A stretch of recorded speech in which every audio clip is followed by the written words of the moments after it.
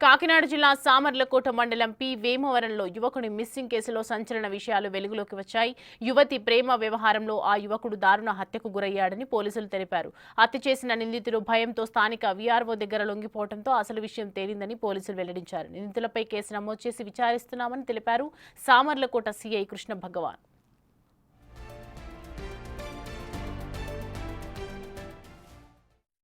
చెందిన కార్తిక్ కు అదే గ్రామానికి చెందిన యువతితో ప్రేమ వ్యవహారం ఉంది. ఇదే విషయంపై యువతి అన్న కృష్ణప్రసాద్ కార్తిక్ ను గతంలో మందలించాడు. ప్రేమ వ్యవహారం ఆపకపోవడంతో గత నెల 24న పార్టీకి అని పిలిచి బ్రహ్మానందపురంలో ఉన్న ఓ లేఅవుట్ లో కార్తిక్ ను చంపి అక్కడే పూడ్చిపెట్టాడు.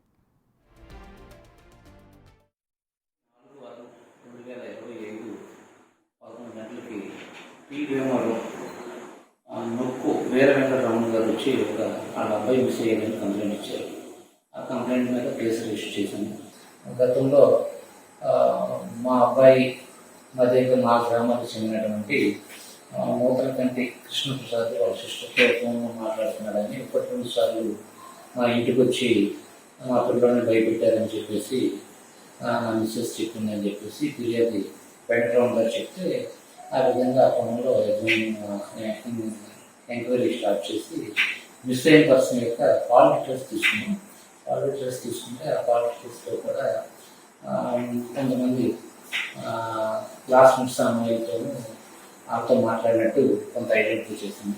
ఐడెంటిఫై చేసి కృష్ణప్రసాద్ గారు వాళ్ళ సిస్టర్తో కూడా మాట్లాడినట్టు నెంబర్ టైమ్స్ కాల్ చేసినట్టు ఇస్తే దాని మీద ఇస్తే వాళ్ళు ఎక్కడ ఉన్నారని ఎంక్వైరీ చేసిన విధంగా అతను ఆ రోజు 24వ తారీఖే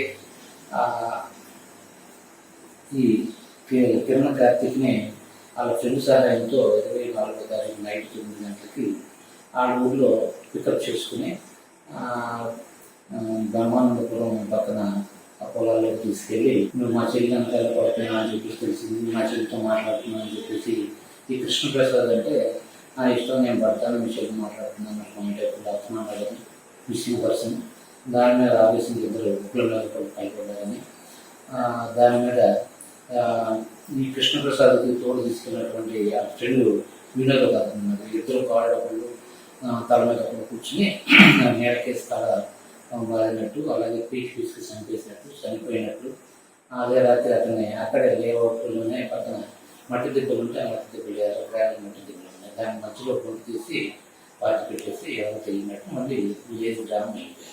ఈరోజు మార్నింగ్ విఆర్ఓ గారి దగ్గర సరెండర్ అయ్యి విఆర్ఓ గారి దగ్గర ఎక్స్ట్రా జ్యుడిషియల్ కన్ఫ్యూషన్ స్టేట్మెంట్ ఇచ్చి